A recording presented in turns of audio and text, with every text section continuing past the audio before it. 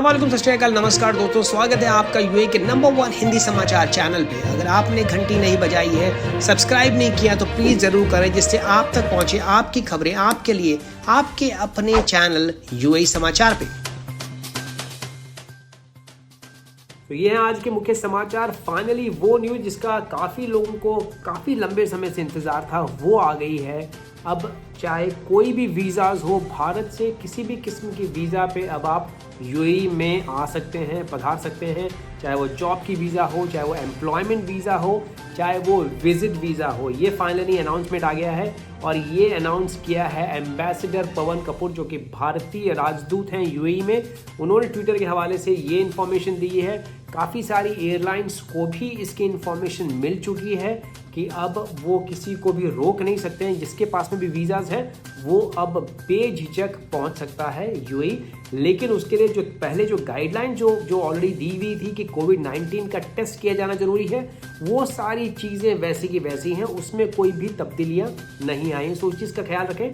कोई भी जो पुराने जो रूल्स थे उसमें खाली ये चेंज हुआ है कि आप किसी भी किस्म के वीज़ा पे अब आप यूएई आ सकते हैं। तो ये बहुत ही इंपॉर्टेंट मूव, सबसे बड़ी खबर आज के दिन की। दूसरी बड़ी खबर दोस्तों आज ये है कि अगर आप अबू धाबी लैंड कर रहे हैं या अबू धाबी में अराइव हो रहे हैं, अगर आपका आगमन अबू धाबी में है तो आपको कोई भी आईसीए अप्रूवल की ज़रूरत नहीं है। अब यूएई अथॉरिटीज़ ने, अबू धाबी गवर्नमेंट ने ये साफ कर दिया है, तमाम एयरलाइंस को ये गाइडलाइंस इशू कर दी गई है कि आपको जो है आने दिया जाए, आपको आईसीए अप्रूवल की अब बिल्कुल भी आवश्यकता नहीं है। दोस्तों अभी खबर आई है कि जीडीएफआरए अप्रूवल की भी ज़रूरत नहीं है। वो तमाम रेसिडेंट जो कि दुबई आना चाहते हैं उनको अब जीडीएफआरए अप्रूवल का इंतज़ार करने की ज़रूरत नहीं है।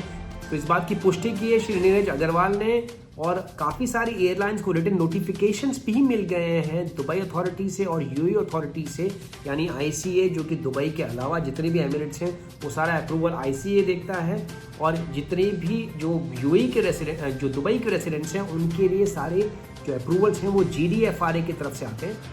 तो पिछले 24 घंटों में 179 नए केसेस निकल के आए हैं कोरोना वायरस के, और वहीं दूसरी तरफ 198 नई रिकवरीज भी हुई है, और एक बार फिर कोई भी मृत्यु दर्ज नहीं हुई है पिछले 24 घंटों में। एक्टिव केसेस है यूएई में 5581 पे। जानकारी दी है डॉक्टर ओमार अल हमादी ने, जो कि प्रवक्ता है, स्पोक्स पर्सन है UAE ministry of health and prevention की तरफ से, और उन्होंने ये भी खुलासा किया और इस बात पे जो है उन्होंने जोर दिया कि जो स्पाइक देखी गई थी, जो बढ़ोतरी देखी गई थी कोविड-19 के केसेस में ईद के आसपास, वो काफ़ी जो रिश्तेदार हैं, जो रिलेटिव्स हैं, जो आसपास जो हैं वो मिलने के लिए गए थे एक दूसरे से, या जो फैमिली गैदरिंग्स हैं, उस दौरान काफ़ी बड़ी स्पाइक या बढ़ोतरी देखने को मिली। उन्होंने लोगों से गुजारिश की है, आग्रह किया है कि किसी भी किस्म की फैमिली गैदरिंग्स अगर होती है तो प्लीज़ सारे प्रिकॉशनरी मेजर्स को बना के रखें, जिससे कि काफ़ी बड़ा संक्रमण फैलने का खतरा ना हो। दुबई पुलिस ने कार चुराने वाले एक ऐसे गिरोह का पर्दाफाश किया है जो एयरपोर्ट पे लंबे टाइम से पार्क करी हुई गाड़ियों को टारगेट करते थे और उनको चुराने का काम करते थे। ये पता लगा तब जब एक 86 साल के स्विस एक्सपैट 3 नवंबर को अपनी गाड़ी दुबई इंटरनेशनल एयरपोर्ट पे छोड़ के छुट्टी के लिए गए थे यूरोप, स्विट्जरलैंड, और जब वो वापस लौटे 20 तारीख को, सारी फॉर्मेलिटीज़ क्लियर करने के बाद में जब एयरपोर्ट की पार्किंग में जाके उसी जगह पे उन्होंने गाड़ी ढूंढने की कोशिश की तो गाड़ी उनको नहीं मिली। गाड़ी नदारद थी उस जगह से, काफ़ी ढूंढा, नहीं मिली। फिर पुलिस में कंप्लेंट की और जब सर्वेलेंस कैमरेज को खंगाला गया तो वो गाड़ी दिखाई दी एक और दूसरी गाड़ी के पीछे टेल गेट करते हुए। टेल गेटिंग मतलब कि एक आगे गाड़ी फॉलो कर रही है, बैरियर खुला और पीछे वाली गाड़ी बैरियर नीचे आने से पहले उसको भी निकाल दिया गया। तो पुलिस ने सेकंड जो पहली वाली गाड़ी थी उसको ट्रैक डाउन किया कि ये गाड़ी किसकी थी, तो पता लगा कि वो रेंटा कार ली हुई थी गाड़ी, और उसकी सारी डिटेल्स खंगालने पे एक लेबनीज एक्सपैट तक पहुंची पुलिस 29 नवंबर को शारजा में, और वहाँ से जो है उसने कबूला कि मैंने एक पूरा गैंग बनाया था, एक मैंने पूरी रिंग बनाई थी, पूरा गिरोह का मैंने जो है एक पूरा फॉर्मेशन की थी, और उसके तहत हम लोग ऐसी गाड़ियों को जो है निशानदेही करते थे, उनको आइडेंटिफाई करते थे जो लंबे समय से एयरपोर्ट पे पार्क होती थी, और उसके बाद में उनको इलेक्ट्रॉनिक डिवाइसेस के थ्रू उनको स्टार्ट किया जाता था, और उसके बाद एयरपोर्ट से निकालने के बाद में उनको बेच दिया जाता था तीसरे लोगों को। और उस गाड़ियों को फर्जी डॉक्यूमेंट्स बना के देश से बाहर, यूएई से बाहर एक्सपोर्ट कर दिया जाता था। तो यही कुछ हुआ इनके साथ, इनकी गाड़ी के साथ में भी, और तकरीबन 20,000 दिरहम में इनकी गाड़ी थर्ड पार्टी को बेच दी गई और एक्सपोर्ट कर दिया गया। आज एक बार फिर इंडियन कॉन्सुलेट दुबई ऑफिस ने एडवाइजरी जारी करी है कि कोई भी भारतीय पैसेंजर्स अगर भारत लौट रहे हैं तो कोविड-19 की जो पीसीआर टेस्ट है वो रिपोर्ट लेके जाएं, जिससे कि आपको पेड 7 दिन का जो क्वारंटाइन वहाँ पे करना पड़ेगा एयरपोर्ट पे, उससे आप बच सकें।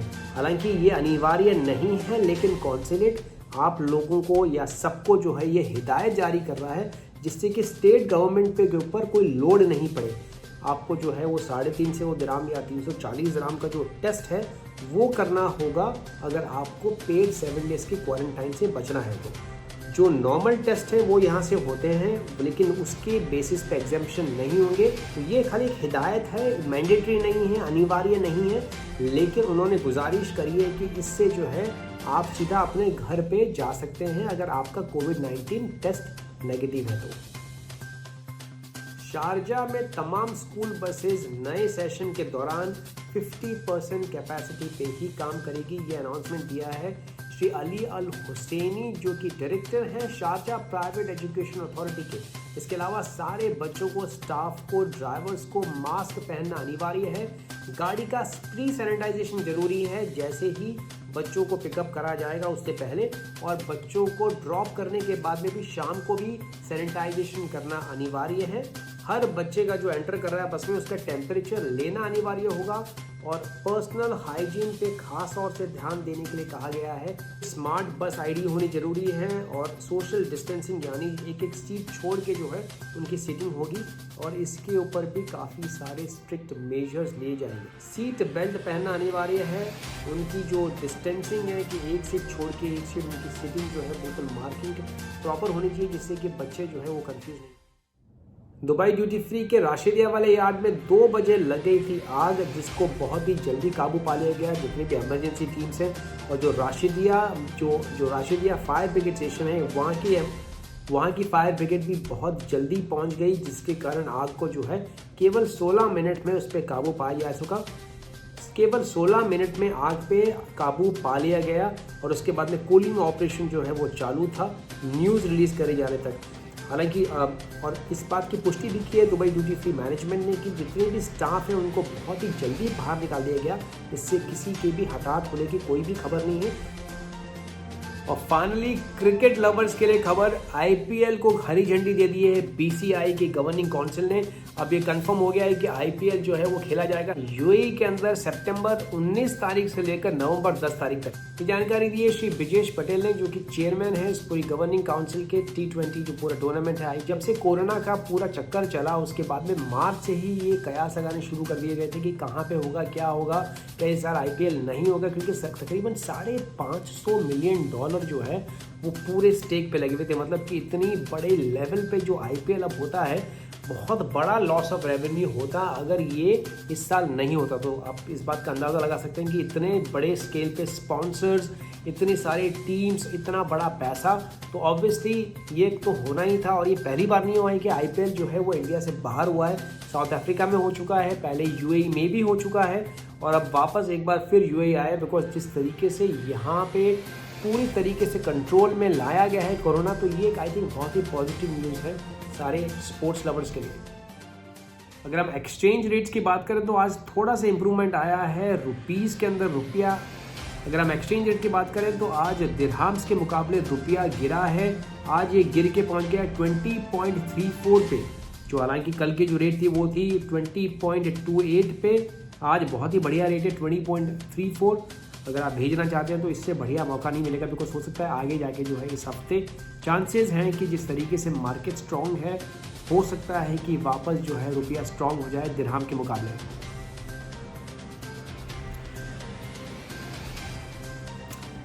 तो इंडियन रुपीस की रेट थी दिरहम्स के मुकाबले 20.34, और काफ़ी अच्छी रेट है, काफ़ी बढ़िया, काफ़ी स्ट्रॉन्ग था रुपया। अगर हम सैटरडे और संडे की रेट की बात करें 20.28 पे थी रेट्स, लेकिन 20.34 यानी कि रुपया थोड़ा सा वीक हुआ है दिरहम्स के अगेंस्ट में। और बहुत ही बढ़िया मौका, अगर आप उस वक्त का इंतजार कर रहे थे पैसे भेजने के लिए तो आई थिंक ये बहुत ही बढ़िया मौका है इस टाइम पे पैसे भेजने के लिए। बांग्लादेशी टका की रेट है 22.32 और श्रीलंकन रुपीज़ है 50.40 पे। और श्रीलंकन रुपीज़ की रेट है श्रीलंकन रुपीज़ है 50.32 पे। नेपालीज रुपीज़ है 31.29 पे। तो ये सारे के सारा जो अभी फिलहाल न्यूज़ है ये हमारी जो टूरिज्म कंपनी है रेड चेरी टूर्स उससे स्पॉन्सर्ड है। ये आपको कोई भी हेल्प चाहिए वीज़ास के मामले में, फ्लाइट टिकट्स के मामले में, तो आप प्लीज़ नीचे दिए हुए नंबर्स पे आप संपर्क। और आपको कोई भी कुछ भी आपको इन्फॉर्मेशन चाहिए तो आप प्लीज़ कमेंट्स करें और मेरी कोशिश रहती है कि हम जल्द से जल्द आपके हर क्वेश्चंस का जवाब दें। तो अगर आपको कोई भी हेल्प चाहिए, चाहे वो फ्लाइट टिकट्स के मामले में हो, चाहे वो वीज़ास के लिए हो, प्लीज़ आप ईमेल कर सकते हैं। आपको सारी जानकारियाँ मिलेगी ईमेल पे। ईमेल एड्रेस है reservations@redcherrytours.com। और आप जो है अपना पासपोर्ट कॉपी जो कि कलर होनी चाहिए, आपका वाइट बैकग्राउंड का पासपोर्ट साइज पिक्चर, वो जरूर ईमेल करें अगर आपको वीज़ास चाहिए। तो ये मेन इंपॉर्टेंट है। बाकी अगर कोई भी इंफॉर्मेशन है, क्या प्राइजेस हैं, क्या रेट्स हैं, वो सारी की सारी अलग अलग जो है, वो 3 महीने की क्या है, 1 महीने की अगर आप टूरिस्ट पे आ रहे हैं वो क्या, सारी की सारी तमाम जानकारियाँ आपको दी जाएगी। आज तक के लिए इतना ही दोस्तों। Please take good care of yourself. अपना ख्याल रखें, सेफ रहें, तंदुरुस्त रहें। एंड प्लीज़ अगर आपने चैनल सब्सक्राइब नहीं किया तो चैनल जरूर सब्सक्राइब करें। नीचे लाल रंग का बटन दबाएं, घंटी प्रेस करें जिससे आप तक पहुंचते रहे सारी नोटिफिकेशन। जैसी नई न्यूज़ आती है सबसे पहले नोटिफिकेशन पहुंचेंगे आपके पास में। मैं विजय चौधरी लेता हूं आपसे इजाज़त। मैं मिलूंगा कल नए ताज़ा समाचारों के साथ। तब तक रखें अपना ख्याल। सत श्री अकाल, माँ सलामा, शबा खैर, नमस्कार।